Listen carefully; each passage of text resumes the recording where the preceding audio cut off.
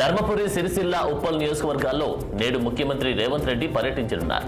ముందుగా ధర్మపురి సిరిసిల్లలో ఏర్పాటు చేసిన జనజాతర సభకు సీఎం హాజరు కానున్నారు. అనంతరం ఉప్పల్ రోడ్ షోలో కార్నర్ మీటింగ్లో పాల్గొంటారు.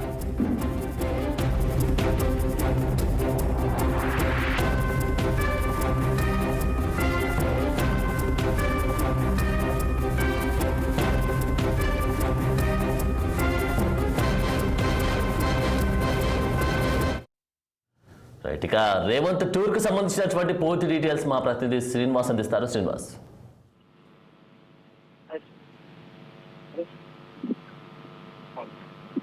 చెప్పండి, సీఎం రేవంత్ రెడ్డి ధర్మపురి సిరిసిల్ల ఉప్పల్ నియోజకవర్గాల్లో నేడైతే పర్యటించే అవకాశం కనిపిస్తా ఉంది. మరి దీనికి సంబంధించినటువంటి డీటెయిల్స్ ఏంటి?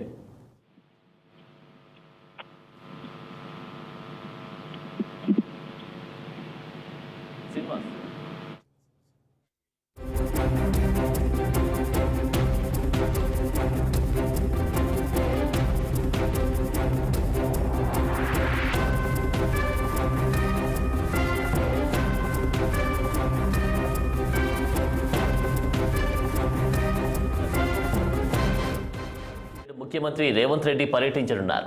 ముందుగా ధర్మపురి సిరిసిల్లలో ఏర్పాటు చేసిన జనజాతర సభకు సీఎం హాజరు కానున్నారు. అనంతరం Uppal road show corner meeting లో పాల్గొంటారు. ఇక ఇదే అంశానికి సంబంధించి పూర్తి డీటెయిల్స్ మా ప్రతినిధి శ్రీనివాస్ అందిస్తారు. శ్రీనివాస్,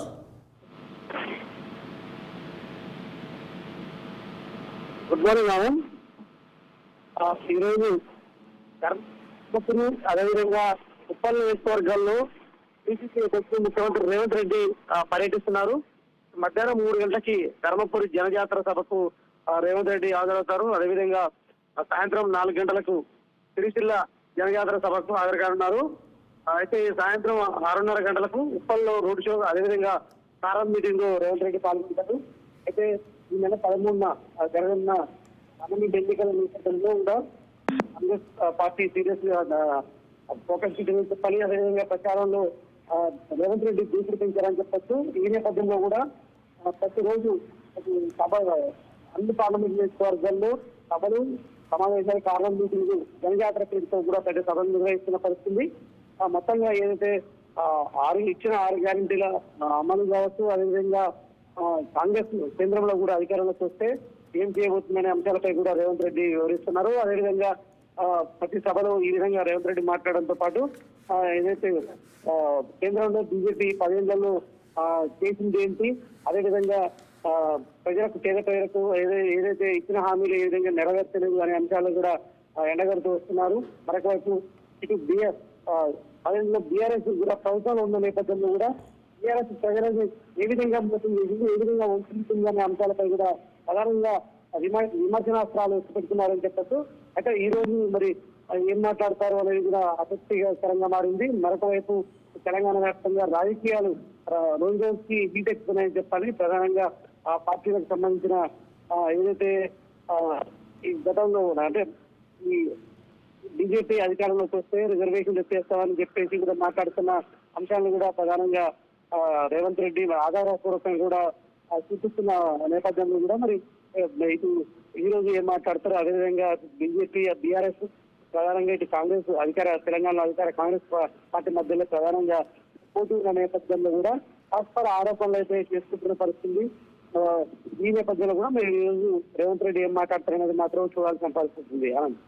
ఓకే శ్రీనివాస్, మరి ఈ యొక్క ఎమ్మెల్యే ఎలక్షన్ సంబంధించినటువంటి విషయానికి వస్తే 6 గ్యారంటీలను అమలు చేస్తాం ఖచ్చితంగా, డిసెంబర్ 9 రోజున ఖచ్చితంగా 6 గ్యారంటీల మీద సంతకం పెడతామని కూడా చెప్పినటువంటి సందర్భం మనం చూస్తాం. ఇప్పుడేమో ఎంపీ ఎలక్షన్ సంబంధించి విషయానికి వస్తే ఇప్పుడు కూడా హామీల విషయంలో కూడా గుప్పిస్తూ ముందుకెళ్తున్నటువంటి సందర్భం కాంగ్రెస్ పార్టీలో మనకు నెలకొంది.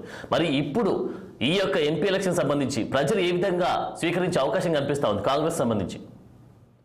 ప్రధానంగా అసెంబ్లీ ఎన్నికల ముందు ఏదైతే కాంగ్రెస్ ప్రధానంగా మేనిఫెస్టో అంశంలో 6 గ్యారెంటీల హామీలు నేపథ్యంలో కూడా ఏదైతే అధికారంలోకి రాగానే డిసెంబర్ 9 2 లక్షల రుణమాఫీతో పాటు 6 గ్యారెంటీలకు సంబంధించిన హామీలను నెరవేరుస్తామని కూడా ఇటు ప్రమాణం చేసిన పరిస్థితి.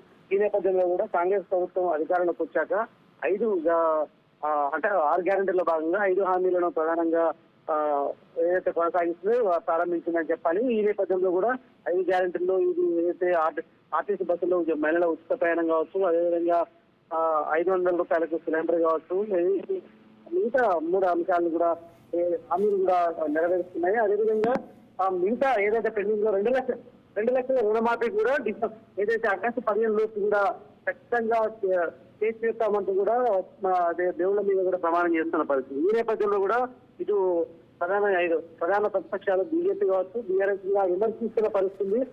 హామీలు ఏదైతే ఇచ్చిన హామీలు ఏదైతే బీఆర్ఎస్ మాట్లాడుతున్న తీరు కూడా ఏదైతే కాంగ్రెస్ ఇచ్చిన హామీలని పునరుద్ధరిస్తుంది, ప్రజల్ని మోసం చేస్తుంది.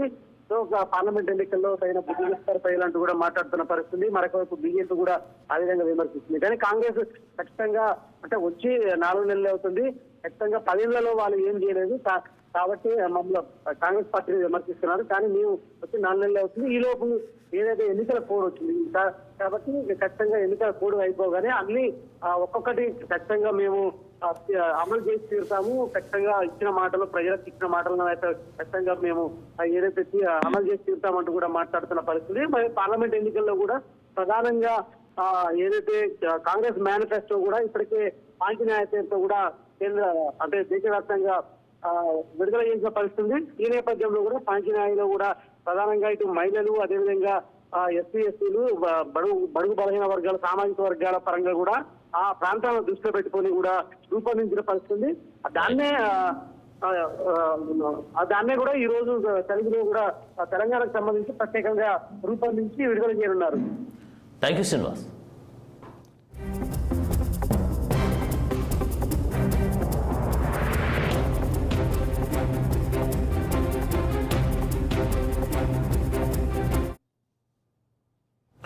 ఇక న్యూస్ పేపర్ అప్డేట్